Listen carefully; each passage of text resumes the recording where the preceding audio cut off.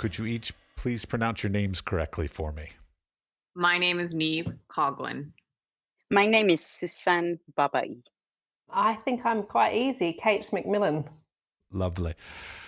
So this is my first of 20 scheduled panel discussions. This particular one's topic is going to be about sexism. So I will open it up a little bit, but basically the first thing I want to start off with is just like a little bit of a personal definition for you about how sexism in the arts world could be defined, or some experiences that you've had of that about that circumstance. Nobody's raising their hands. Oh, sorry, we're going to do that. Okay, you go, Niamh. Sorry about that. Sexism in the art world. I would define it in many ways, I suppose. I think it's a different experience for everyone based on their circumstances, particularly insofar as whether you are an artist or not, because I think they're probably in many ways the most affected by sexism. Speaking as someone who works in a private commercial gallery, I don't think that my experience has been anywhere as difficult as female artists working in the art world. Certainly there are obstacles in my way insofar as being female and working in sales. There's a certain degree of age discrimination, sexism, that sort of thing. But I think, sexism everywhere. It's facing battles of progression, of being taken seriously, of being judged beyond your sort of outer appearance. And you do see it across the board, and it continues to be sort of quite a superficial industry in many ways in that sense. And it's something that I wish would change, but unfortunately it hasn't. I mean, it's an industry based on aesthetics. And so in many ways that won't change, I suppose. But little by little, drip by drip, I think that especially during the pandemic, it's become less of a focus. And I hope that that continues. Sexism is discrimination in all of its different forms. And I think that artists as mothers, as I'm sure Kate will kind of be able to expand on a lot more, they have faced the biggest obstacles because there's so little infrastructure and support for them. They are effectively forced to choose between one or t'other. Kate, would you like to follow that since she brought up mothering? Sure. So I guess, as Niamh suggested, I think sexism interfaces with the experience of being a female artist in lots of different ways and different points in one's career. So I think, certainly younger artists might experience sexism to do with, how they look and kind of unwanted sexual, advances and so on. And certainly that's my experience, but also in the research that I do looking into other artists. And then I think, as Niamh pointed out, I think when artists are in their 30s and perhaps they're choosing to become parents, that really, that's that kind of the parting of ways between men and women, because, the burden of childcare more often than not falls to women. And I think there are a whole bunch of assumptions about the artist as genius, as this sort of singular person in the studio, unencumbered by the domesticities of life. We really see the way that that's at odds with the experience of female artists who've chosen to become parents. And then I think certainly that really affects the trajectory of an artist's career forever onwards. And certainly we see that in auction records, we see that in sales, we see that in the representation of artists in commercial galleries, we see it in museum collections. And so you're not just necessarily talking about sexism as it relates to a personal experience, but you're talking about this kind of weight of those historical choices and decisions and the invisibility of women through the archive that, that women carry with them like a heavy sack around their shoulders today. So, the National Gallery here in London, tiny percentage of female artists in their collection. So any changes that happen now really just are a drop in the ocean compared with the weight of that history that we're bringing with us. Yeah, just following on both Niamh and Kate's points. First, to think of sexism as one of those diseases like nationalism, like racism, like, patriotism in misplaced. Those, in other words, this is part of a larger issue remaining unresolved in terms of our social relationships. And oftentimes it's closely intertwined with economic disparities and racism all coming together, actually. I can only speak from my own personal experience and observations to say that sexism means different things to different people depending on what is their sort of point of reference, their cultural point of reference. What may be sexism in London for artists who train and work and show in London is a very different matter than sexism in, say, Seoul or Tehran, which I know well, or Cairo, which I'm familiar with, or Damascus. And I think it is really crucial for us to think in terms of the art world and artists in view of who are we talking about? What collective are we talking about? What period of time are we talking about? I trained as an artist actually at Tehran University before the Iranian Revolution in 1979. And then I went to America, and there I became an accidental art historian and happened to study with one of the, or two of the pioneers of feminist art history, Mary Gerard and her partner. And she was really the person to sort of show me what it means to think through feminist lens. Art history was the excuse, but there were other methods of thinking. That's when I got to know a whole lot of stuff about things I had absolutely no idea about. And that sort of accident of encountering lives of artists at the time, people like Judy Chicago starting to show that dinner party, artists and art historians pushing into the establishment of universities, galleries, museums at the time. This is in the 80s now. It really was eye-opening. It's like I lived in another world. The revolution had really brought about the curtailment of the rights of women, including how they look, what they wear. It includes artists, obviously, and very severely affects them. But in other words, what I'm just saying is that it really depends. Where are we looking at this from? Which vantage point we are looking at it? I think you're so right. And I think about this all the time because I moved to London 8.5 years ago. And, you know, I moved from a democratic English-speaking country, a Commonwealth country, and you would think the differences would be, you know, less distinct, I would say. But how sexism and racism and all sorts of things manifest in Britain is so different to how I grew up, where sexism was extremely explicit. You know, Australia is an incredibly patriarchal country. People say what they think. The class system operates in a very different way. And I was really used to having arguments with people about sexism. People would say things that were outrageous and I would argue with them. And it took me a while to realise the nuance of sexism in Britain. It's much more polite. It's much more invisible. And when you call it out, you sound like a crazy person. And same with racism as well. I can remember thinking, oh my God, this is extraordinary. There's no racism in Britain, because I was used to people being so explicitly racist in Australia. And so I couldn't see it. And I think that whilst it's wonderful not to listen to kind of, you know, racist, sexist, stupid comments all the time, I think it's also problematic because it's much harder to shift something that no one's taking ownership of. Something that kind of goes under the radar. You know, things like, just to give one example, when I moved here, everyone wanted to know whether I was Miss or Mrs. And I was thinking, why is everyone obsessed with my title? No one's ever asked me that before in my life. I mean, fortunately, I'm a doctor, so I could just say doctor. But just this whole kind of thing of, you know, I was only understood in my relationship to men. I had never encountered that in Australia before, because the kind of the sexism that operates in Britain is very much about kind of this sort of conservative social structures that keep people in their place and that are kind of attached to class and all of these sorts of things. And so, but if I kind of pulled someone up and said, oh, for goodness sake, why do you want to know my marital status? You know, that's really sexist.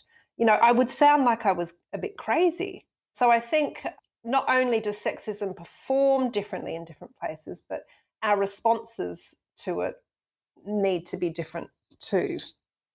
One of the things that was brought up, which was actually one of the topics I wanted to bring up as well, was maternity and sort of having children and things along this line. I've had numerous conversations with previous guests and friends throughout my lifetime about sort of being in the creative industry. So it's not necessarily just being an artist, but being in the creative industries and choosing to have children, and how a lot of times women in particular, they'll end up having a gap in their CV because they're doing some child caring for, it doesn't necessarily mean a lot of years, but just a gap in the CV where people start going, well, what have you been doing? Where have you been? And then they somehow have an exponentially more difficult time getting back into the industry when they have that gap in there. Has anybody had an experience like that or known anything like that? This is such an important issue for women in particular, as Kate said, the burden of childcare largely falls on women, though I want to acknowledge all those good men who take part in this process. But having said that, there's kind of a gaps in between where your career is not quite as smooth as your male colleagues, and that I've watched colleagues, women who chose to have babies and finally lost that tenure track position because they ran it over, basically. That's a serious issue. But I wanted to share a particular sort of anecdotal, if you will, my experience about this. I taught for a long time in public universities in the US and ended up in a very interesting job at Smith College, a women's college, one of the few still remaining a women's college, a really highly regarded, an Ivy League of its own kind. And there, the students I had were a mix of art history and art studio students. And at the time, my son was only about 2.5, 3 years old, and I had dragged him on my field trips to the Middle East and, juggling teaching and writing and child and all of that, while my husband had to stay in New York and work there, and I was in Northampton.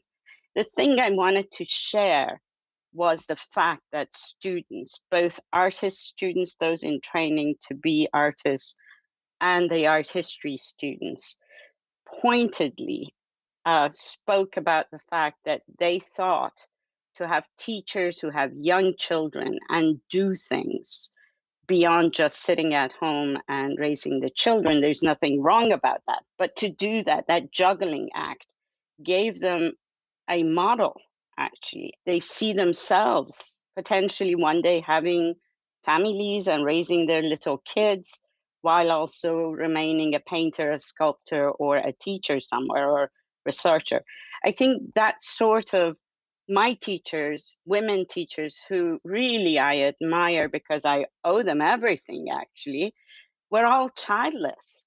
A generation before me, if they were rising in ranks, they were childless, essentially, while the male teachers all had kids. That's unfair. And these younger generation really do need and did need to see potential other ways, if you will. So interesting to hear you say that, because I think, you're the next generation above me, Sussan. And when I was pregnant with my first child, I was 30. And I remember a couple of prominent people in the art world in Australia saying to me, oh, will you still be an artist?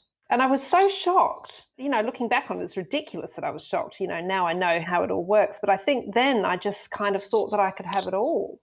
I thought maybe things would be disrupted a little bit for a year or so. And it dawned on me, oh my goodness, people are seeing me completely differently. And at the same time, my partner, who's also an artist, had a solo show and it was a sellout. And I had this sense that people thought, oh my goodness, poor Matthew, he's going to have to provide for a family now. We better support him and buy his art. Whereas I was sort of suddenly this kind of risky, I mean, I don't really know whether people were thinking that, but that was this sort of occurrence in my mind. And I thought, I'm going to have to be really strategic here. So I spent most of my first pregnancy putting together this big solo show, produced a publication, blah, blah, blah. And I can just remember proudly, standing there with my 3 or 4 month old son, at the opening of my solo show, just sort of going, see, you can do it. But the only model that I thought I had was to make the process of having a baby completely invisible. So yes, I was there with my baby, but I didn't tell anyone how exhausted I was, or that I'd produced all of the work before I'd had my baby, so I had to kind of create this whole facade, really. And, and now I have 3 children under 2.5. So, I really had to come up with some really good strategies to continue this facade. And one of the things that I did, previous to that, I was spend a lot of time in the studio making things myself. And I thought, right, that's it. I had a big commission for the Sydney Biennale, and I thought, I'm just going to have to do the biggest work I've ever made. And I'm not going to make any of it myself. I'm going to outsource all the production. I'm just going to stand on the phone, be a kind of like a production manager with my babies and, just sort of get it all done. And it was really part of this sort of, it was a strategy. And it's something I found my advice that I gave to younger artists to do and so on. I'm currently doing a number of research projects that look at kind of gender inequality in the art world. And I'm doing one at the moment on the impact of COVID on female artists in Britain. So I've been interviewing artists all up and down the country.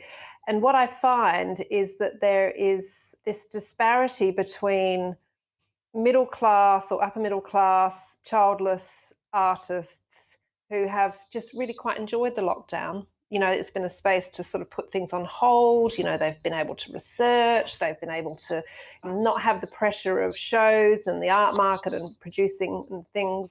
And then you've had people who are relied on precarious labor, that didn't have the kind of the financial backing some kind of more, I guess, class privileged artists might have. They've got children in particular, and they've spent a year homeschooling. And it's just been an absolute bloody nightmare. So they've either made no work, or they've, had to completely transform their practice, or they certainly haven't had time to think. My feeling is that even though I think maternal practices and the way they impact on an artist's work has probably changed since I had my first child 15 years ago, I still think that the burden of care still falls to women.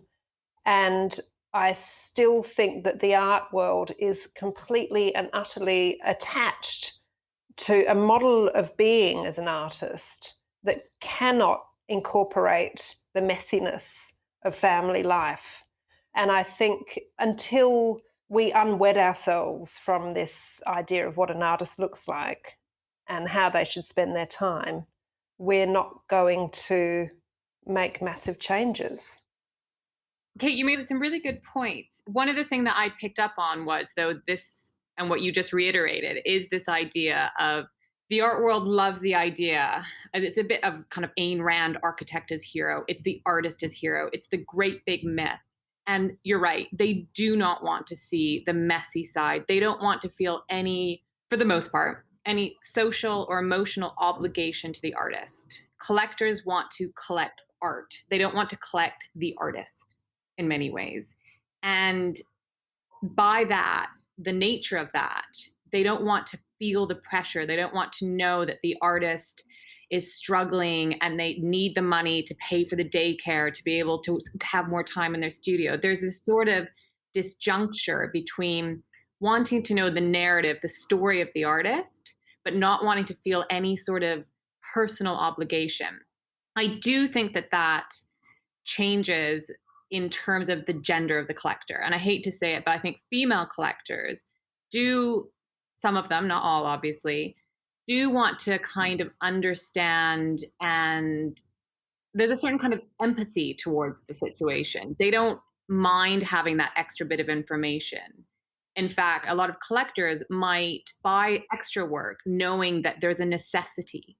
And I don't think that male collectors necessarily have that same sense of empathy and obligation to the artist in terms of support. And, I think maybe if they thought of it in a more sort of traditional art patronage sense, looking back at Medici family, the way that that kind of functioned, I think in a way we almost need to revert back to that more traditional model of looking at the relationship between the collector and the artist themselves. Because if you believe in the artwork, you have to believe in the artist. And so you necessarily need to understand what support is required of them. And I think that if we can put more emphasis on that way of collecting, I think that there's elements of change that can be enabled in that sense. And, as Kate knows, we did this 100% Women program 2 years ago. And part of the conversations we were having was about what's the point of having these conversations over and over again? Because the only thing that's going to make change happen is if people start buying work by women. And until it gets to that point, and until it gets to a real sort of focus on the person as well as the art, I don't see the potential for significant change to happen, really. I actually have a friend who is a female art collector. I should clarify that. She's a collector of art. So she's not collecting female artists, but she's a, and I was there one day when a young artist came to her and said, "Oh, would you like to buy another piece from me?" So she'd already bought some pieces, and he said, "Oh, my wife is pregnant and we need some extra money right now." And she, as the collector, felt some obligation to support them and actually ended up buying a couple pieces just to be able to do just what you're expressing. I think Niamh just opened a very interesting point about the role of patronage and the role of collectors. That's the economy, essentially, that makes art go around. And I think the role of galleries should not be forgotten. We have at least a major representation here. And it's interesting that you have to specialize in showing female artists to stand out in a way. In other words, galleries don't feel ordinarily, or museums don't feel ordinarily, that they owe women something to make up for the lost time, lost economy, whatever the case may be. But that kind of specialization around women and women artists and art produced by women, the very fact that you have to identify the gender, and that itself is now very complicated too, whether it's a single gender identity to be considered for the production of the arts. And indeed, for men who see themselves discriminated against. In other words, there is a form of reverse discrimination as well to be considered, not to, beat our chests for them, but given history. But that is an issue. The American school system favored boys for the longest time, and then they changed their methods and started favoring girls. The pendulum swung the opposite way, and boys were falling behind. Seriously, criminality rises amongst young boys, school-age boys, partly because they cut out breaks or they introduced subject areas that they couldn't hold boys' attention, and so on. My point about this is there is some responsibility on the part of, I think, not just individuals, collectors, galleries, but perhaps institutions, the larger institutions, to step in. This requires all those taxpayer-supported institutions to create exceptional efforts or bring forth exceptional efforts to foreground women artists. In the end, merit, presumably, and competition is the way it goes. But it's not a level field for competition, and that recognition of that is already a step forward. But I'm just seriously not quite sure if this does not require sort of education at the bottom level rather than, activism sort of at the level of galleries and showing and artists and patronage and so forth. So in a way, it seems to me that a lot of investment should go into teaching young kids about men and women or equality or balanced views towards gender in general.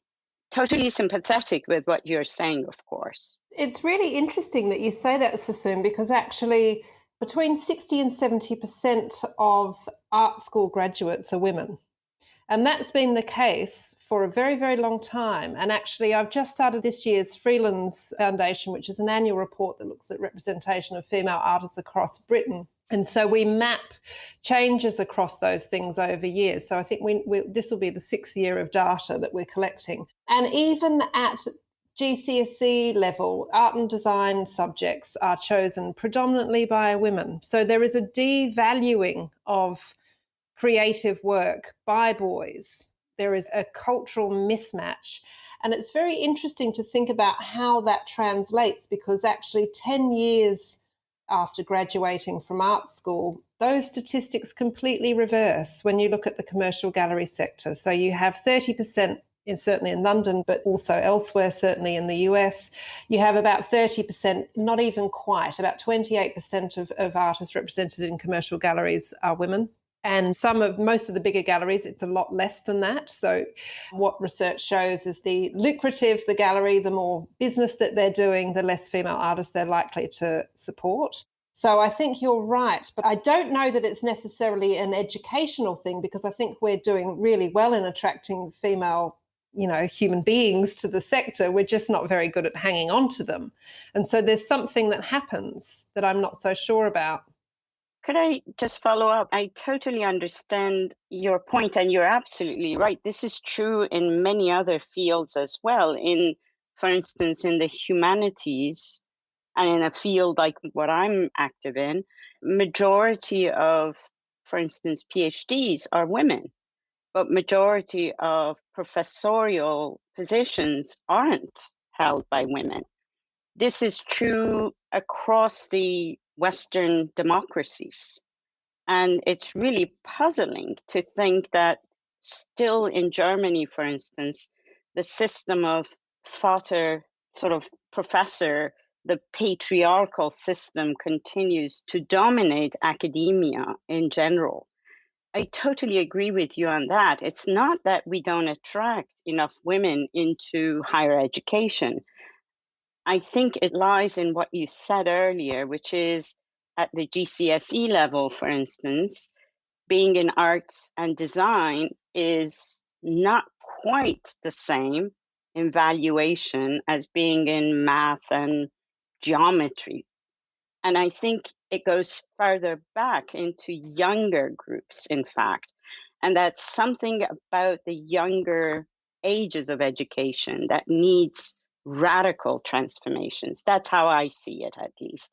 That boys would consider going into art school, into creative industries, just as grand as being engineers or doctors. We just haven't gotten that yet. I have to agree with you. I think that the key thing is this grassroots education, really going down to the lowest level. And that includes rewriting history books, making it so that what the actual literature that students are learning from includes a really broad and comprehensive and diverse range of representation, whether it's the female to male ratio or in terms of diversity, ethnicities, etc. And I think a lot of money needs to be funneled into that area, because as you say, if people learn from the very beginning that we are equal, that sets the stage for the rest of their life. But until that happens, there's going to be all of these outside influences that change and redirect them. A boy might be taunted by his mates that, why are you going to arts and designs? It's too effeminate. Are you gay? All of these sort of associations. So you have to be quite a strong male to really pursue it, I think, when you're 16 years old. I'm fascinated. I want to know something from the gallery's perspective and sort of the sales perspective and the market kind of perspective. From the stories I've been told, basically, if there were two pieces that were pretty much primarily, let's say, the same size, same skill level, same subject matter even, that a piece made by a man would be valued higher than a piece made by a woman. Is that still true, or was that ever true? It was always true. Okay, well, but then follow-up question, why? Because women weren't considered to be artists. They were craftspeople, they were hobbyists, they weren't fine artists and they didn't go to the fine art schools because they weren't allowed into them. So how could they possibly be viewed professionally as an artist if they weren't formally trained? Hence, they were always amateurs. It was never seen in the same light. I think, and hopefully things have changed. I mean, Kate, I read the Freelands Foundation before joining the call, and it was interesting, the discussion, or the data, sorry, that was supplied around the New Contemporaries, which is an anonymous platform of submission. And actually that is 50-50 in terms of male to female, which is really fascinating to see that actually if you had your eyes covered and you didn't know anything, but you were really just looking at the art, it would be 50-50. But unfortunately, the name of the artist, where they're from, knowing their gender, all of that affects you, whether you want it to affect you or not. We all have our inherent biases, and you can't deny it. I mean, I think it's changed quite a bit now. And, certainly for us, I'd say, we might err on the side of the female more than the male. But yeah, it's historically been like that, and it still is like that. But I have hope that it is changing. There was a gender blind study that was done, and I've just been writing about it for a journal article I'm about to publish. And essentially, I mean, the bottom line of it was when participants were told an artwork was by a woman, they estimated the value of the work as being far less. And this study was done across 45 countries. And what was really interesting was the countries where there was already more established gender inequality, that was then also reflected in the values that people attributed to the work. So I think Niamh is actually absolutely right. There are all these qualities that, that we act on consciously, and women do it too. And I think this is why and going back to one of the points that Niamh made earlier on in the discussion about female people working in the art world as opposed to female artists are quite different. So we've got gallerists like, Sadie Coles, Maureen Paley, people that are running incredibly successful businesses, but their gender inequality in the artists that they represent is appalling. Sadie Coles and Maureen Paley represent, they're almost as bad as David Schwerner. It's really interesting to think that actually it's not just men being affected by these unconscious biases, it's all of us. We all live in a patriarchy. We all do it. And what's really interesting thinking about the issue of education is that, yes, we can rewrite the history books and we can fill them full of all the great women and non-white people that have been making art all along. Fantastic. But ultimately, the odd thing is that despite art history books being full of European men, it's women that are choosing to go to art school. I mean, on some level, despite all of those things, women are still identifying with kind of these creative pathways. For me, it's, yes, that's part of the puzzle, but ultimately we need to look at what's happening between the moment that an artist graduates and 10 years later, when they're not being shown in museums and institutions and being picked up by commercial galleries. In the United States, they say that only 5% of people who go and get their master's are continuing to make art after 5 years after graduation. So that's not even gender related. It's just, out of the 100 people that graduate from any given school, only 5 of them will even still be creating at all. So as an academic, I'm always wondering what even happens there. Has nothing to do with today's panel, but it's still a fascinating thing to think about.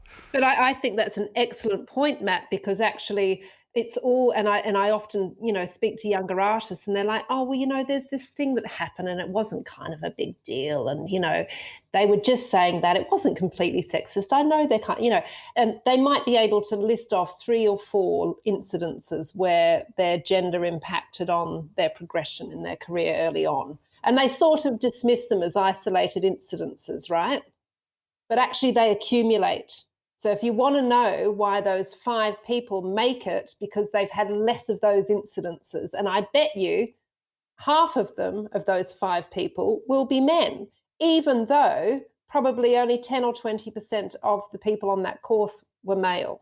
So it's the accumulative effect of those small obstacles that build up, and they build up quicker for women. And the real kind of elephant in the room comes when they have babies.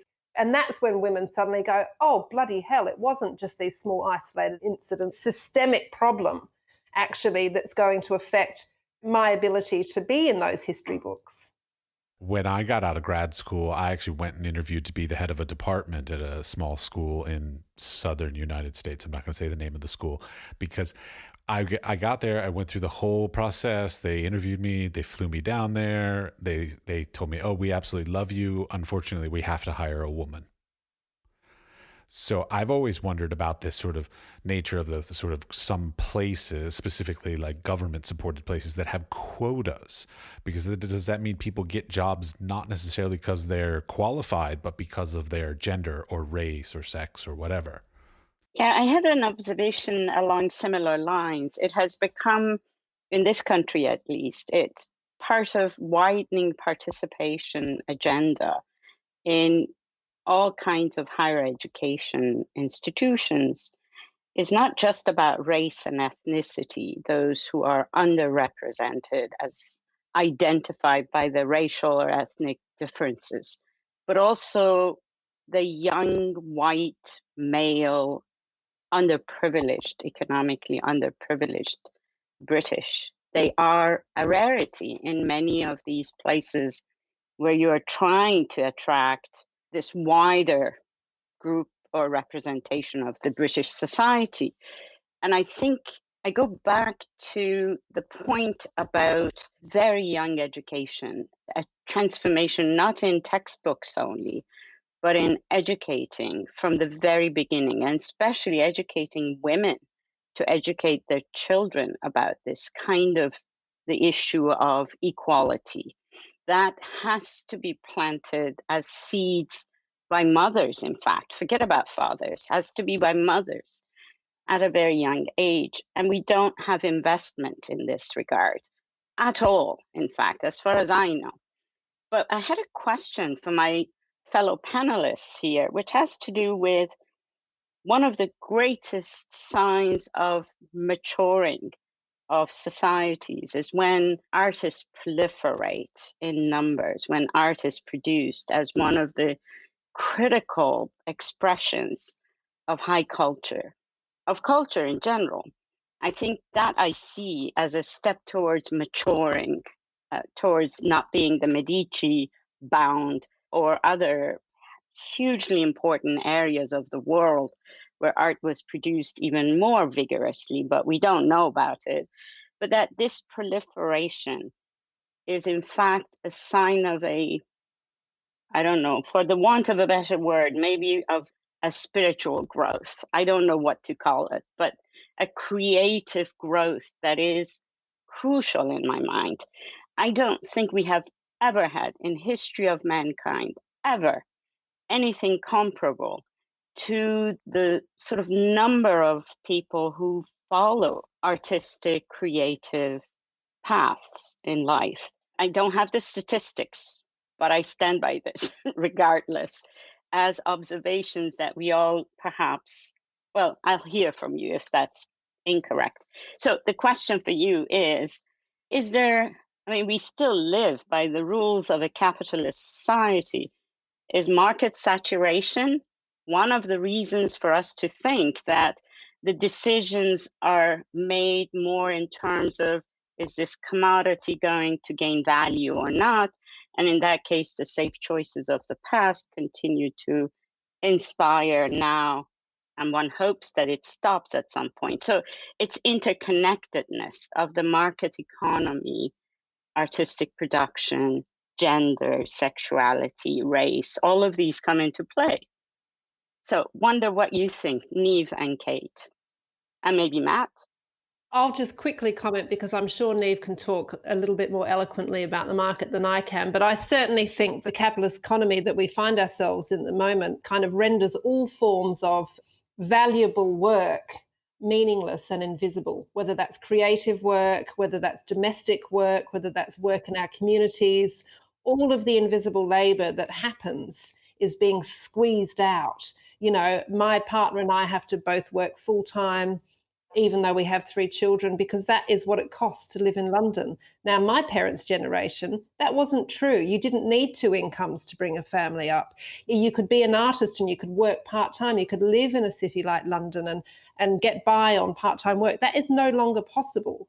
So I think that until we have a more equal society that is not requiring people to kind of participate in a market economy to the extent that it currently does, we are going to see creative work becoming more and more invisible and impossible, except for a very few privileged people who, because of their inherited wealth or privilege or class, they're able to have more time.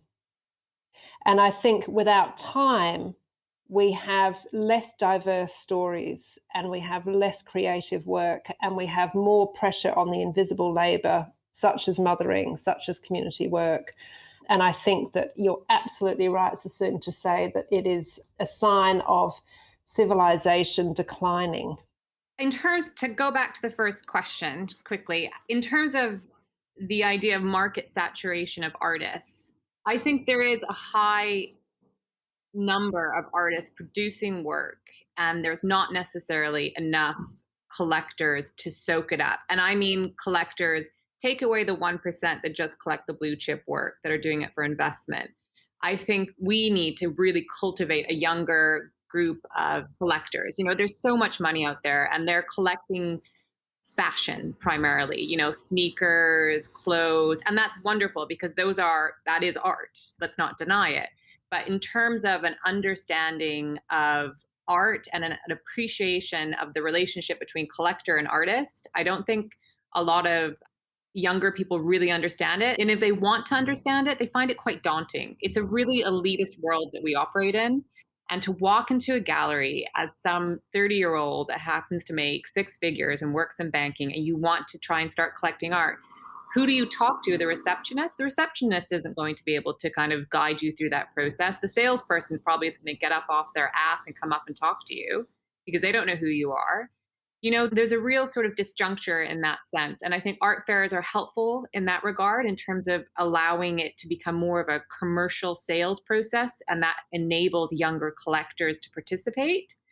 But I think a lot of this is rooted in class and elitism, not just in terms of the market itself, in terms of buying the artwork, but as well as in the industry itself and the way that it develops. I did my master's in London at Sotheby's Institute, and I remember, this was probably 17 years ago. At the end of it, they had kind of career conversations. And so I met with the head of HR at Sotheby's here in London. And the first question he asked me, and I remember it so vividly, was, who are you? Who is your family? Who do you know? And I was quite taken back. And I said, sorry. He said, where are you from? And I'm from a tiny little town called Peachland in Canada. So I said that. And he's like, well, who are your family? I was like, well, my mom's an artist. My dad's a doctor. We're kind of nobodies, And he said, I'm really sorry. And I'm going to be brutally honest with you. And, now in this politically correct world, he would never have said this to me. But at the time he did. He said, you're never going to get a job at an auction house in London or New York or any major city. You don't have any connections to bring to the table. So walk away, go into the private market, commercial galleries. You'll get a job. You'll do well. But if you think that you're going to ever make it in an auction house, you're kidding yourself. And you know what? I was so glad that he said that to me, because I walked away and I was like, okay, that's fine. I won't work in an auction house. I will look at working at a private gallery. And that's been my career. And I've been very lucky and successful within it. But if that still exists, and it does, and I hate to say it, you need to start looking at people's credentials, not just the relationships and who their parents are. I mean, it's ridiculous, quite frankly. But that sort of classism and elitism exists. And it's another huge problem, as you say, Kate, in terms of people having financial support to enable their careers to go further, to enable them to have support, to have studios, all of that. There's just so many different kind of layers to the struggles that artists have. And it's difficult to kind of pinpoint it on one thing, because it's not one thing. As you say, it's all these multiple small little things that affect and alter the course of someone's practice and career ultimately.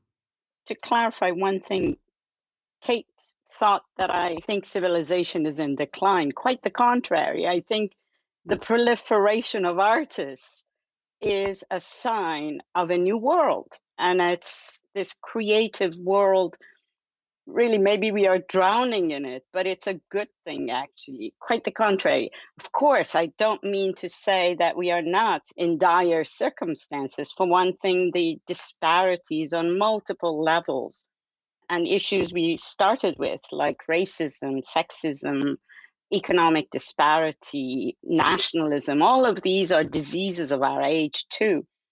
But I do see it actually not as a declining moment, but as a transformation moment, maybe a threshold, if you will.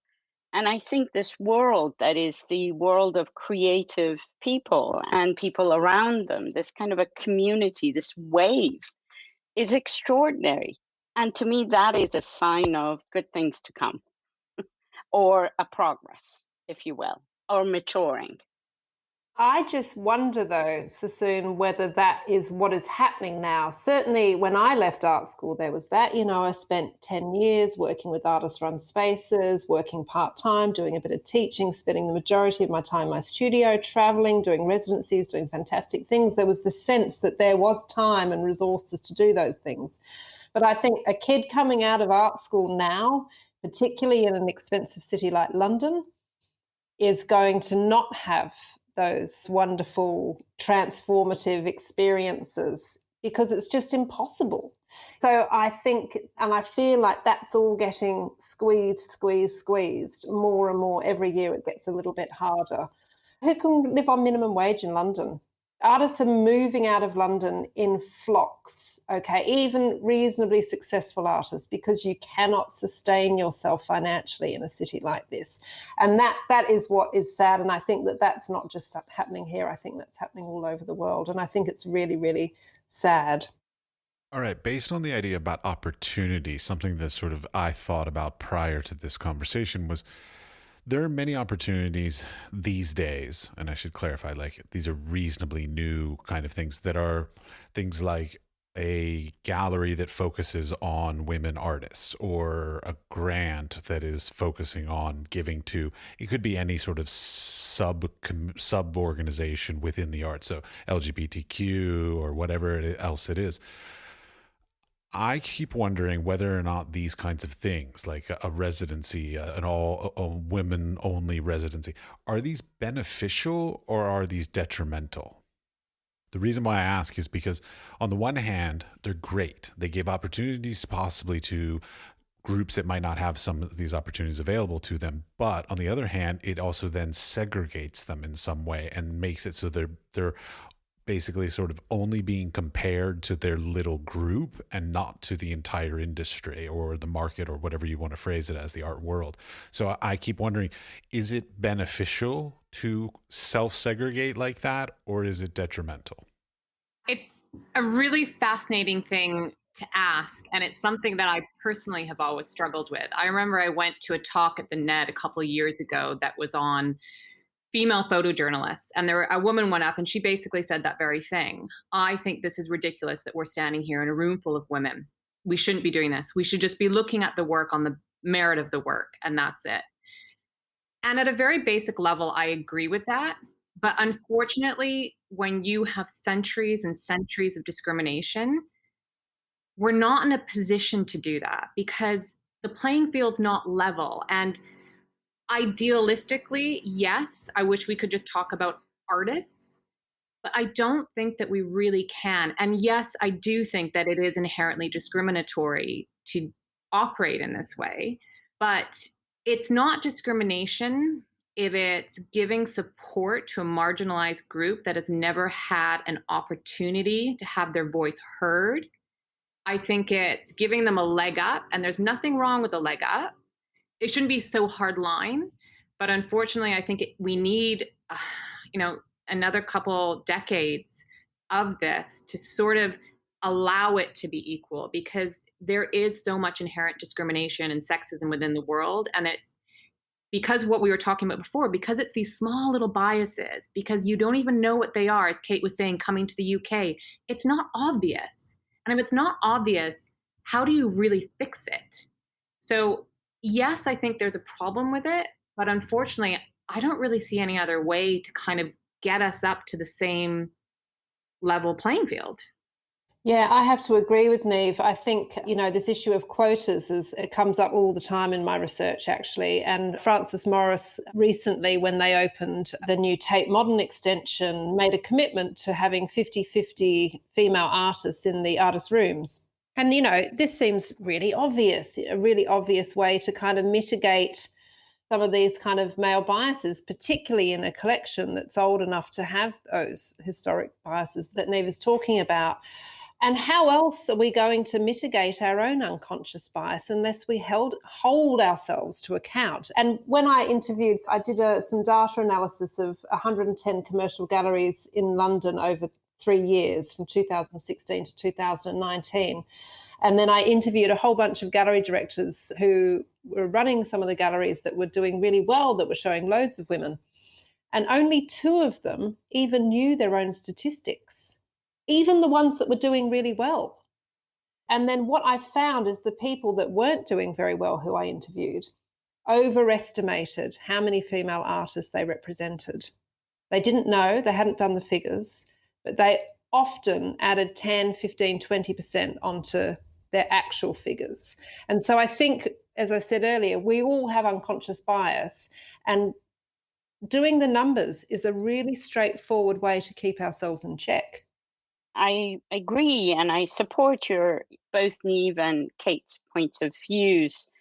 I only want to add that there is certain parochialism to thinking about these issues within our own environments, to think about it in terms of the UK or London, for instance, that requires us to think a little bit more broadly. Let me just give one example. There was a moment of explosive interest comes around 9/11 events in the contemporary arts and artists of the Middle East. It's embattled Muslim world. Let's recover it.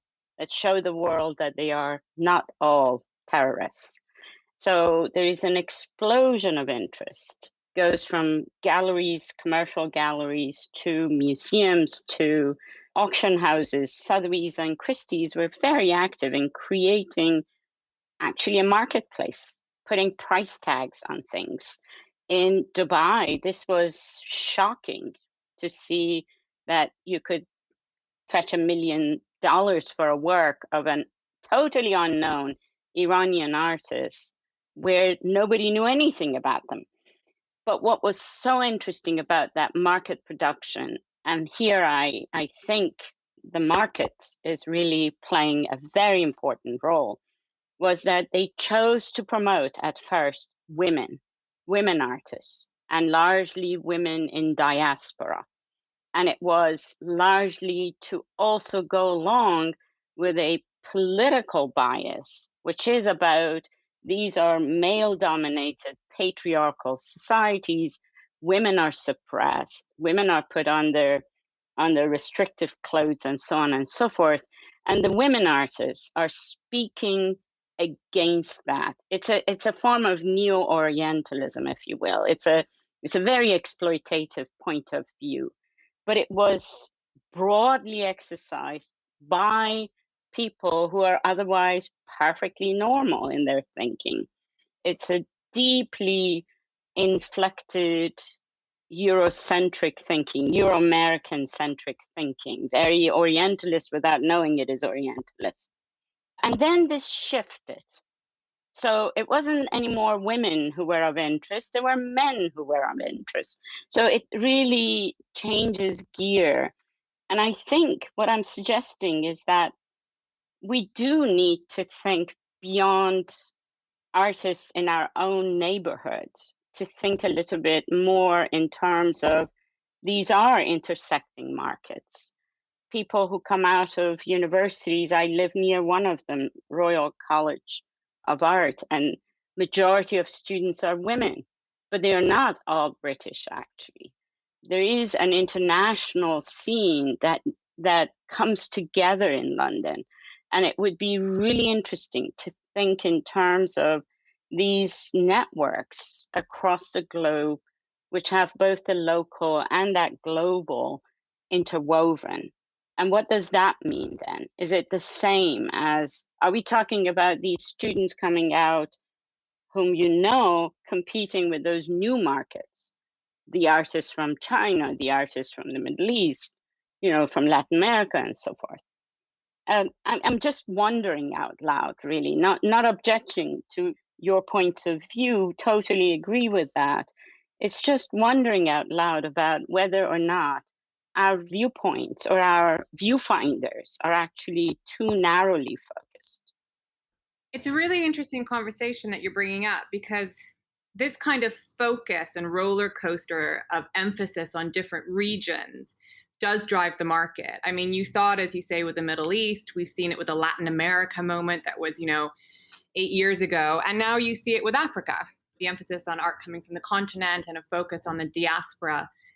What's interesting about that is I was rereading an essay by a Tanzanian academic and artist who we happen to represent, Evelyn Nicodemus, and she wrote an essay for the 1995 Whitechapel exhibition, which was called 7 Stories of Modern Art in Africa.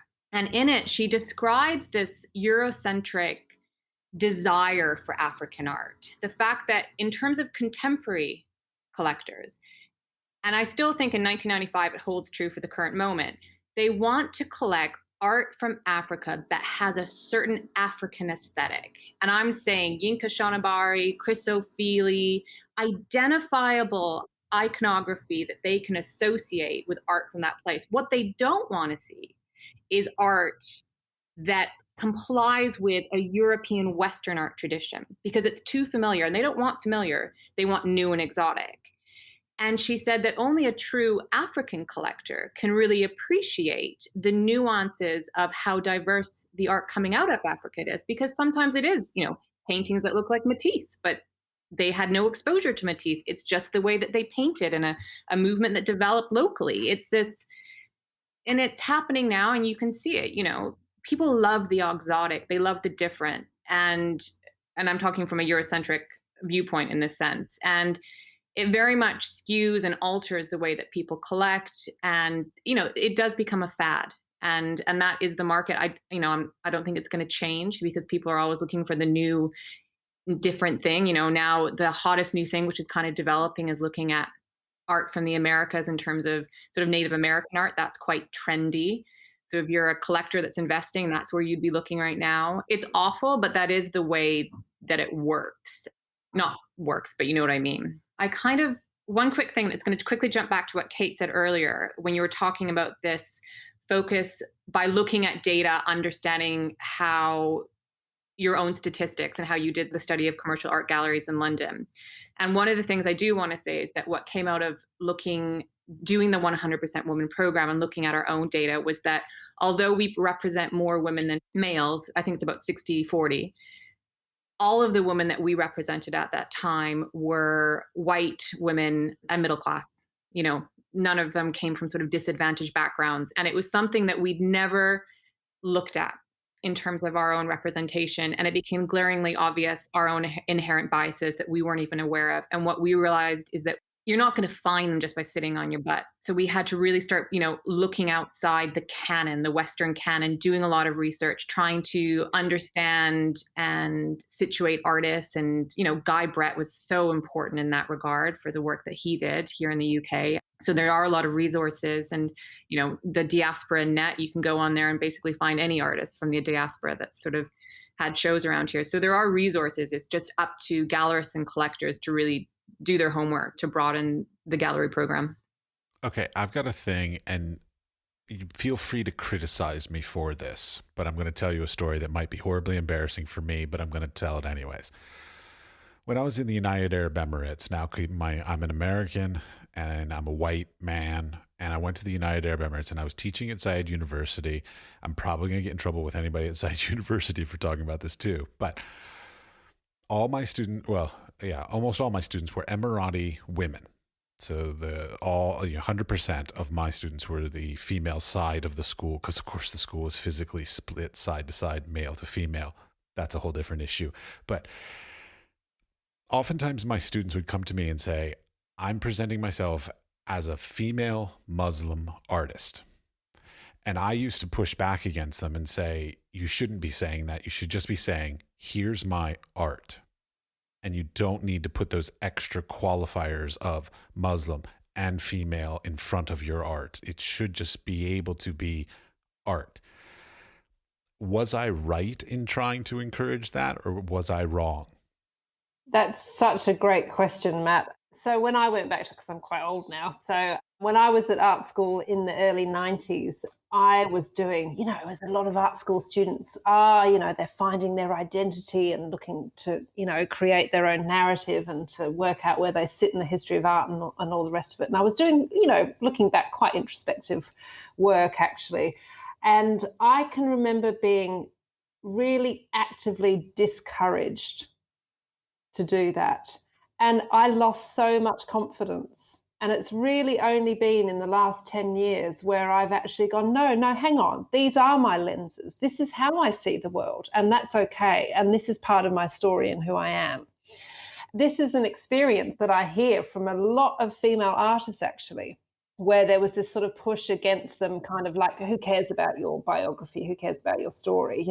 What we want here is some really nice, I'm not saying that that's what you're suggesting, Matt, but what was being suggested to me was that, we don't really care about your narrative. We care about art in that very objective, kind of open kind of tradition where everyone can be a part of the story. And so I think when I look at female artists now coming out of art school and, doing stories about their body hair and, their childbirth, and I just sort of think, gosh, they're so confident, because I had no confidence to tell those stories when I was their age. And so I see what you're saying, but I kind of have a mixed view, because I feel like one of the things that's really important for artists personally, but also in terms of their career development, is to understand their own narrative and to understand why they make the sort of work that they make, and to create a story around that, because it's really important for them to be able to articulate that when they're positioning themselves in the art world. Totally legitimate. I think my perspective at the time, and I will have to say I've changed my position on this from what I did teach. I was trying to encourage them to not self-segregate themselves. So segregate into their Muslim art, and so therefore they're only being compared to Muslim artists, and they're even sub-segregating even more into only women Muslim artists and only being compared to those. So my intention was with that, which I believe I went through poorly, was to try to say, don't self-segregate into a smaller niche group, but try to put yourself into the larger market and sort of compare yourself to the entire arts industry instead of only these niche segregates. I think that you meant well. Thank you, Matt, clearly. These are layers of privilege. A white male artist on the top, a white female artist on the second level, other color or other identity male artists then, and then the women, and so on and so forth.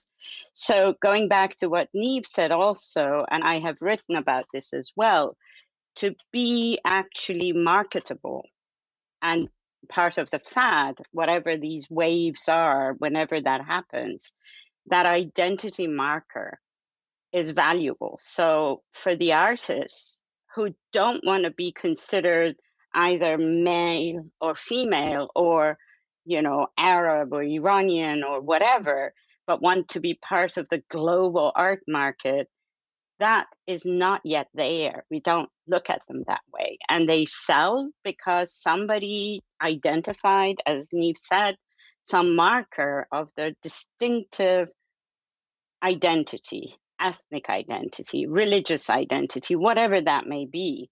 So in a way, that kind of self-segregating, it has a market value, and they are almost forced to consider it, even if this may not be the most palatable thing for the artist. On another level of it, why not? What's wrong with her to be a female Muslim artist? You see what I'm saying? It's, we don't put those pressures on Christians and Jews. Why should we put it on Muslims and Hindus and whatever else there is.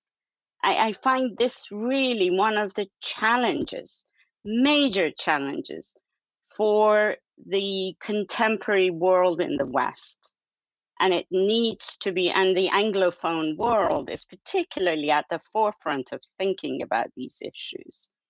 And it needs to be probed deeply and really unpacked and self-critically looked at, it seems to me. I mean, they're all really good points. I mean, I think ultimately, Matt, you were wrong. Fair enough. And not just because she was female and Muslim, whether it was a white male. You know, the personal narrative of the artist is so important because their art is them. And I think when you try and separate that, the art loses its value and loses its meaning.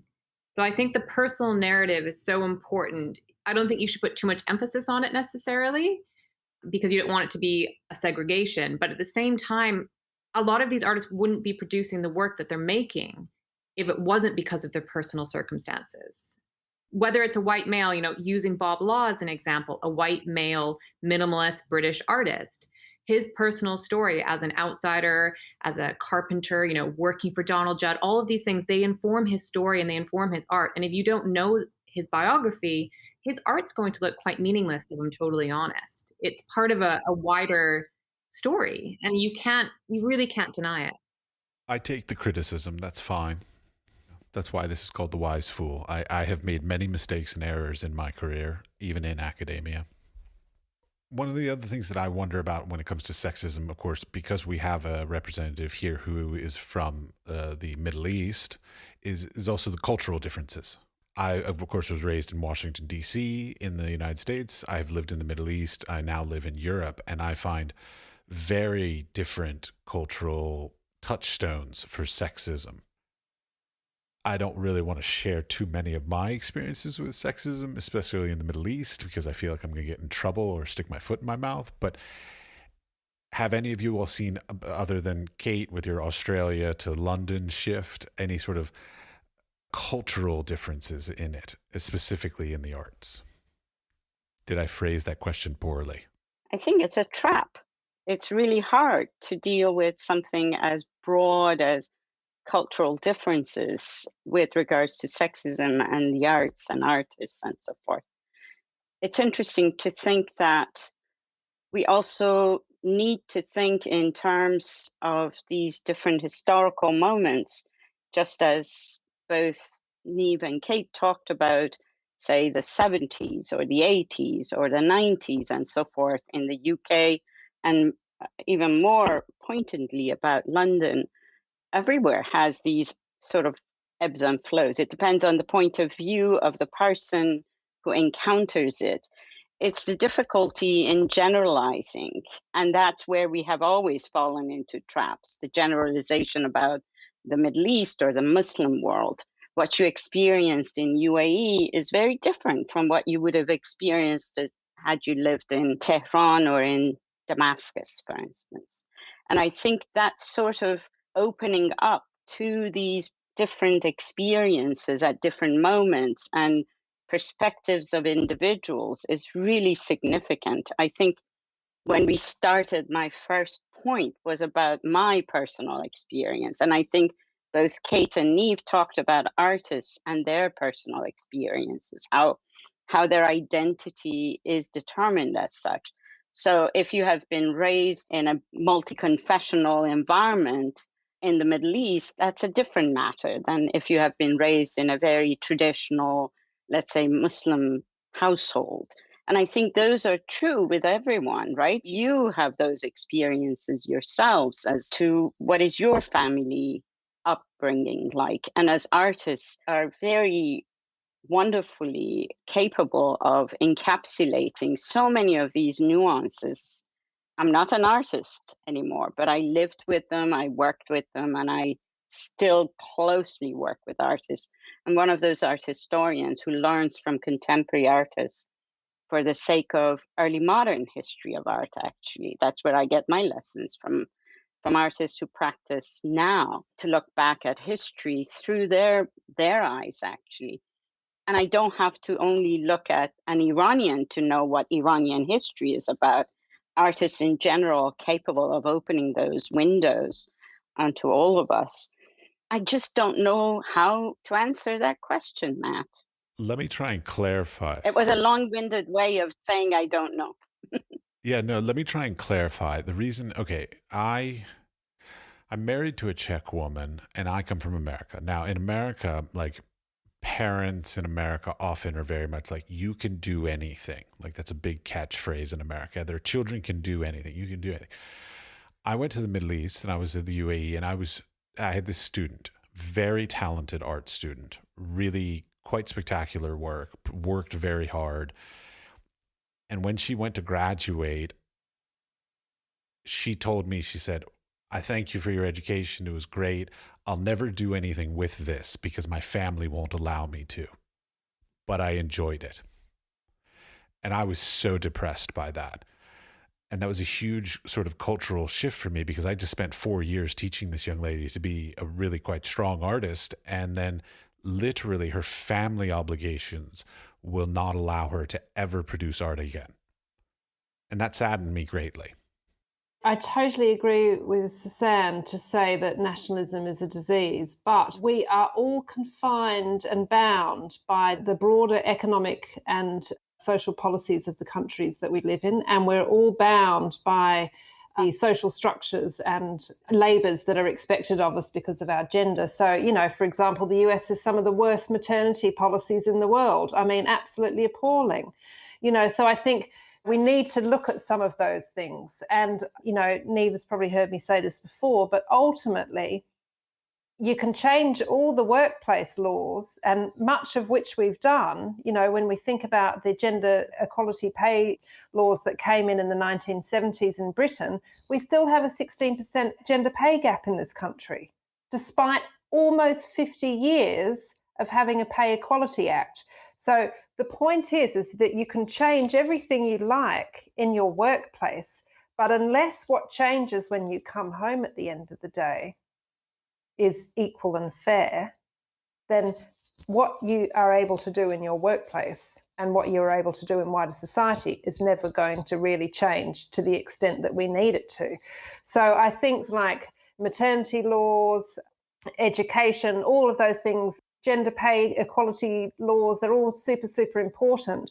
But if you get home and you have to do the second shift, which predominantly women still have to do, regardless of whether they're allowed to, you know, like your student, pursue a career as an artist or not. If people get home and still expected to cook the dinner, look after all the children, do all the invisible labour that's going on in those domestic settings, if that is still unequal, and it is, because, I mean, I take my own example. You know, I'm an academic, which is great because it gives me really flexible working time. I'm working from home. I've got 3 kids, you know, that have been largely at home all year, you know, and if they've got something on, I can move my meetings around, I can be flexible. But their dad, even though we started out as equal parents and he was going to pitch in, and he does a very kind of gendered job, and he's expected to be out the door at 9 o'clock every morning, and he doesn't get home till 7, and there's no flexibility there. So there's a whole bunch of labour that falls to me. And I think that is something that changes culturally from place to place, but not as much as you would think when, you know, if you're just comparing equal pay laws in different countries, you'd think, oh, well, that country is much more liberal and supportive of women and that country is less so. But actually, it's what's happening at home that makes all the difference. I just want to interject. We moved to the Czech Republic partly because my wife told me that in the Czech Republic, if a woman gets pregnant, she gets 3 years maternity leave paid by the government. I was like, that's worth staying here and having a kid. Whoa, that's fabulous. But what about the dads? No, I do not get 3 years maternity leave. Yeah, so this is the difference, right? And unless men are getting equal paternity leave to women, then what you end up doing is you end up setting up a dynamic that persists. So you end up as the mother being the primary caregiver for the rest of that child's life. So in countries where either partner can choose to be primary caregiver after birth, and the government pays for it and it's not tied to gender, what you end up seeing is that dynamic is replicated forever forward. It's a continuing, perpetual sexism almost, because it's basically taking women out of the workplace for that time period as well. Yeah, and it's establishing a dynamic in the family. Indeed. All I want to say is that I just agree with Kate very strongly on this. I think if you give men equal paternity, it will change the dynamic, and it will become the norm for them to equally have that career break in their CV. And that is so important, because it just, as you say, Kate, it just changes the rest of both parties' careers. And whether they use it is up to them, and the relationship between the male and the female, or female to female, whatever that relationship may be in terms of the family unit. But I think that's crucial to changing the way that we look at parents to children relationships and the way that it can affect people's careers. Just to be clear, I'm all for it. I look forward to being a stay-at-home dad. I just want to go back to what you shared with us, Matt, about the student you had in UAE when you were teaching. I feel compelled to, first, the burden of representation means that I got to do my job here. But also I feel compelled because of sort of generalizations and misunderstandings that tend to be oftentimes embedded in not quite knowing why something happens the way it does.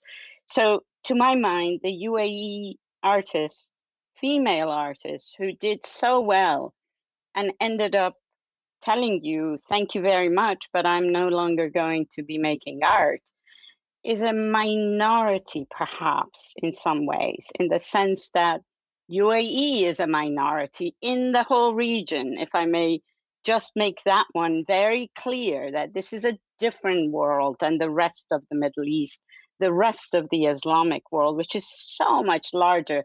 And let's not forget Southeast Asia, which is the largest concentration, right? If I may just reiterate this point, that distinct sort of social class, perhaps, and other obligations of that student is not the same as her being a Muslim and therefore not able to pursue the matter because she's supposed to be a wife and a mother. That's not required from all Muslim women all over the Muslim world, which is 1/4 of the Earth's population. It's pretty substantial for us to know more about it, actually, really crucial for us to know more about its nuances. So I remember, and in fact, this came up very early in the conversation when I was a student in art school at Tehran University's Faculty of Fine Arts. The men amongst us, the boys, were considered not marriage worthy because they were artists, they were pursuing arts. And therefore, you ought to look for somebody who makes money and has a steady income. The girls were seen as, well, this is good for girls. And it's, it's nice. It's an ornament in the end. But that wasn't for everyone. And in fact, female teachers whom we really looked up to were pretty serious. I remember one of them locking up, speaking of what do you do with your young children where you want to work? She used to lock them up. They were really rambunctious little kids, lock them up in her little Citroën in the parking lot of the university or faculty, and us basically play with them from behind the windows of the car and keep them busy when she was teaching. My point is that it's not one story, and it varies, depends on where you are. Some of the greatest contemporary, modern and contemporary artists in the whole of the Middle East come from Cairo and Tehran, and places where we won't otherwise think are places conducive to women pushing ahead in their art careers. So your particular example is an exceptional case. And certainly I can't even say, well, there are other opportunities because it's so vast. I mean, Muslims of Africa behave differently. And Africa is not a country after all, right? We all know that. But to think about the diversities of people, those in this country, the Muslim communities in this country are hugely important for us to consider as well in terms of how we think about artists and art production and identity and restrictions or lack thereof and so forth. Just to be clear, I was using a very extreme example. I had many students from that school that went on to be very successful artists in their own right. So it was purely a strong example to one end of a spectrum. I think also, even just taking the example of Iran, when you just look at the incredibly rich and different political history over even just the last 50 or 60 years, I mean, depending on, as you say, what period of time you were studying there, you're going to have a completely different experience. And, you know, certainly where I grew up in Western Australia, you know, we were a 3-hour flight away from Indonesia, which was, of course, one of the biggest Muslim populations in the world, if not the biggest, actually. And, you know, a completely different cultural and religious context than the UAE, for example, you know, quite liberal in many ways, and lots of fantastic female artists coming out of places like Jakarta. Last question, just to sort of wrap this up. A number of you have brought up the issue of like economics and women and the arts and the opportunities that come from that. So like, what can be done? Is it that we need to seek out more opportunities for, I guess the word, I'm probably going to phrase this wrong, like economically disadvantaged women, to sort of help to elevate them? Is there like, what's the characteristics that we can do to try to help that particular part of this issue? Well, there's no clear answer in a nutshell, but I think there's several things that we can do. I mean, not to harp on about it, but collect work by female artists. But I think it's taking your blinders off, doing more research, trying to look at a wider unwritten history of art. And it's easy to do that with the internet. It's a very accessible and easy to use research tool in that sense. But I think one of the problems that exists is this sort of very complicated relationship between collector, gallery, artist, museum, and institutional shows. Because really, it's when artists get the museum and institutional shows that they get the most publicity. But in order to get an exhibition at a museum or institution, the museum needs to guarantee a certain level of footfall. And unfortunately, the wider public only go to see shows, for the most part, that they are familiar with or that are blockbuster shows. And that's why these museums and institutions keep doing that. So the museums can't take the risk on showing obscure Polish textile artists because no one's going to show up, probably. So they're not going to make money, and then it's a flop and the institution suffers. But then how do you get the artist to have the show? And that's only through collectors buying the work, building a market, doing all that kind of the small, slow steps. But there's got to be not an easier way. And I think this is where the Kunstvereins and the Kunsthallers come into play, because they tend to do more experimental work. And here in London, the Barbican is a great example of an institution that does shows that aren't necessarily blockbusters. And that's because the Barbican's not reliant on the funding from the tickets. They have City of London financing, which enables them to take more risks. So it's a very complicated structure that exists. And I think it's navigating that and maybe thinking of different ways to fund institutions and museums to enable them to do the shows that will then give artists a lower sort of economic or just not very well-known artists a step up, as it were. I totally agree with what Niamh's saying, but if we go back a step before that institutional space, and I should also add that, interestingly, the Sonia Delaunay show at Tate Modern, which, you know, Francis Morris, you know, was told it was going to be a flop and no one was going to come, blah, blah, blah. It had record numbers, right? Because actually most of the people that visit Tate are women and they love seeing their histories on the wall. You know, I think we also need to look at the data on some of these things, because I think certainly in recent years, there is a shift in people's appetite for looking at these alternate histories.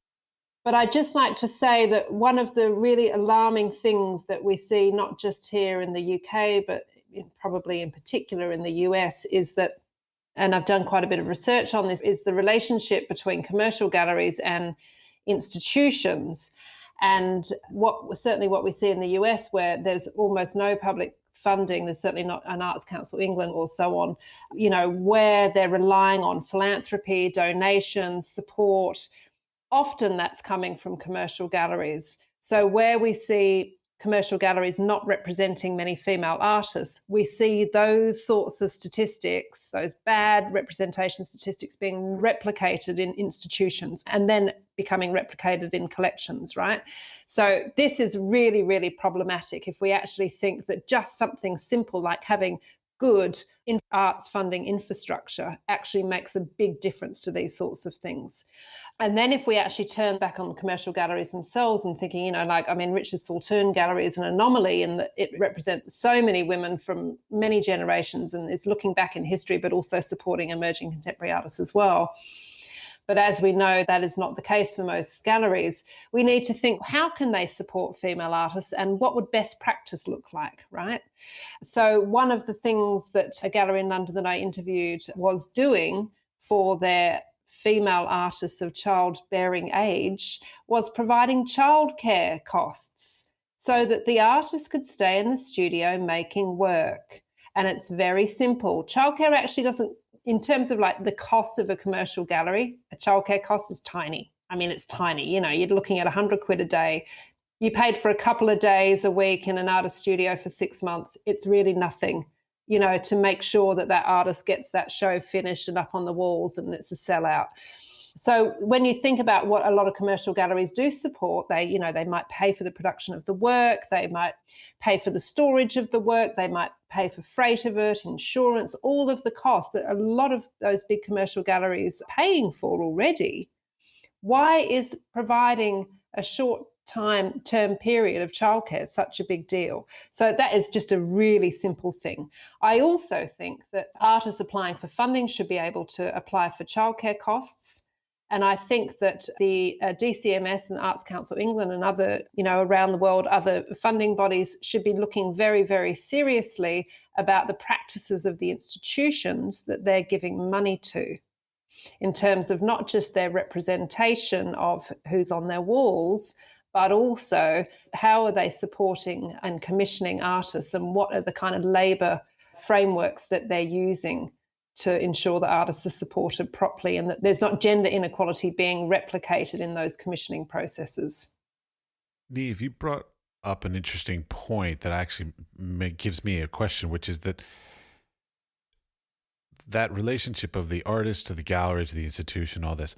Is there some sort of thing that, like, for female artists, it takes longer to find success in their career? So like where, let's say, a theoretical male artist could leave school and be in a good gallery within 10 years, that it might take 15 or 20 years for a female artist. Is that an issue?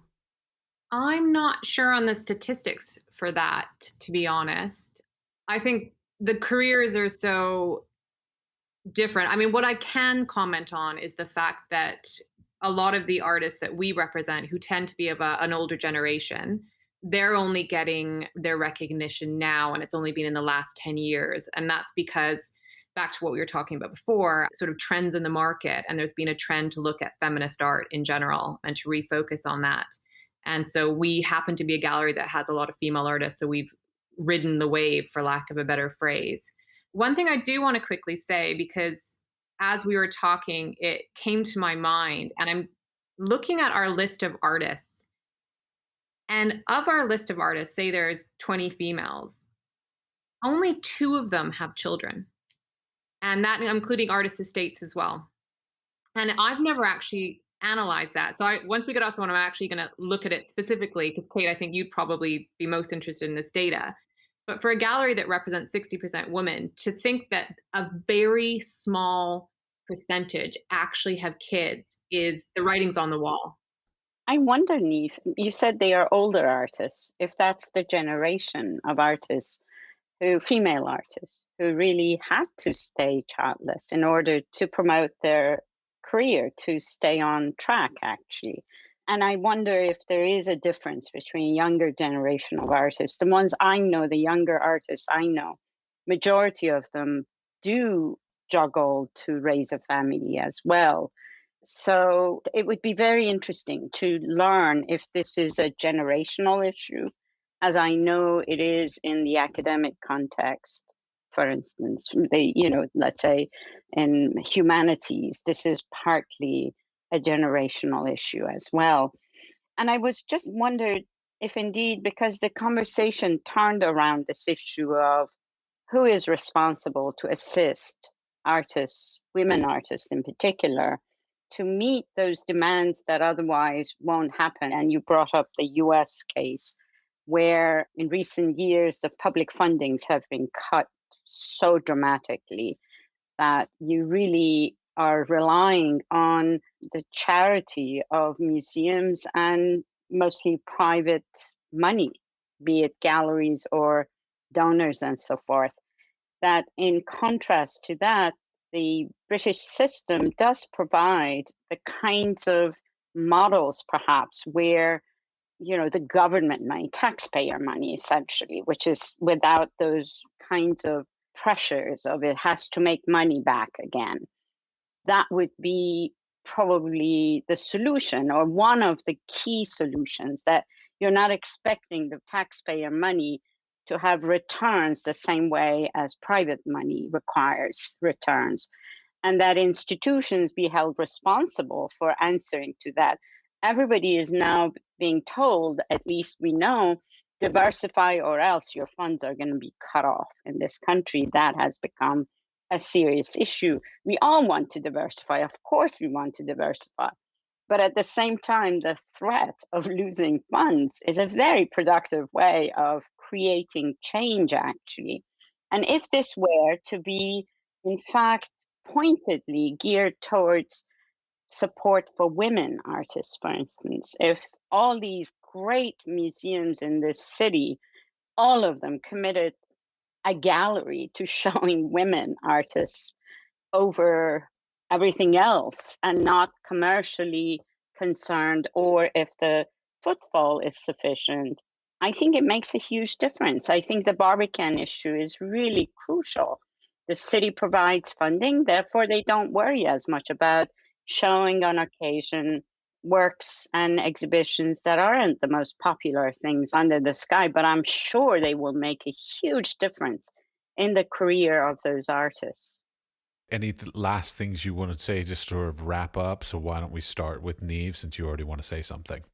Just something really quickly that we haven't had time to discuss, but I think it's something that should be spoken about at maybe another podcast, is looking, because we were just speaking about the American approach, and thinking about Christopher Bedford at the Baltimore Museum of Art, and when he made the proposal to sell deaccession at auction works by white male artists, and the backlash that he received, and eventually had to pull the works out of the sale. I thought when he said that he was going to do that, I just thought it was one of the most amazing and important things that anyone had ever done. And it broke my heart when it didn't go through, because it was such a proactive and important act. And if that had been allowed, it would have set a precedent. And I think that we would have really seen change. And unfortunately, it didn't happen. But I think, I just wanted to kind of quickly mention that. But Kate, go ahead.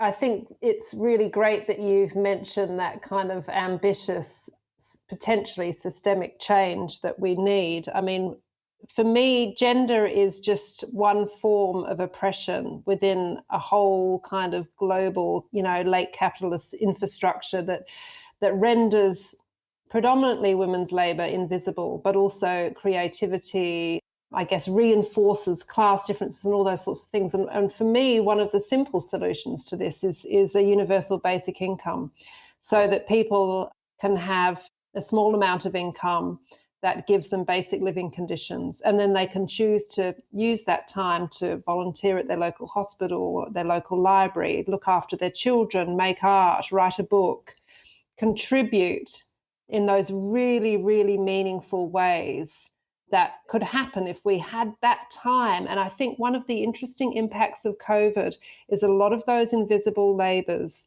those invisible networks that are predominantly run and lubricated by women, have become more visible.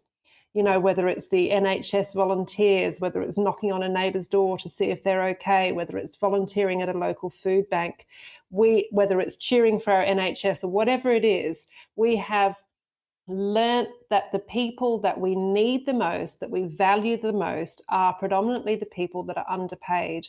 And within all of this, creativity, creative work, has injected us with hope, with a way to communicate and unpack all of the things that we've all been going through. So universal basic income, I think, would have a predominantly fantastic impact on the lives of women all around the world. Yes, I totally agree with your points and support your ideas. And thank you, Niamh, also for bringing up that really brave, radical move that clearly, maybe it was really good enough for it to have happened once, even if it had to recede, that there is such possibility available, actually. But what I wanted to say is something I said earlier, and I want to reiterate it, which is universal education at the lowest, youngest levels, and emphasis on women in particular. In other words, women should be educated first before boys, in fact, and that women be educated to promote the kinds of ideals that we are speaking about, the things we want to see changed. They will make it happen. It's really in the hands of women eventually. That disparity between men and women in terms of childcare does have privileges built into it if it is exploited properly. Well, thank you very much, all of you, for your time. This has been fabulous. Thank you. Thank you. Thanks, Matt.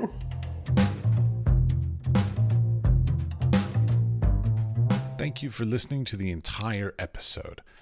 At this point, just like every other podcast, I'm going to ask for your assistance, but it's minor. I just want you to go and take a quick second and give us a star rating or a comment in whatever device you're listening to us through so that we can hack the algorithm and try and get higher rankings. And if we get higher rankings, we get better guests, you get better information and better conversations. So please take a moment and give us a star rating and or a comment in order to expand the capability and the community that is The Wise Fool.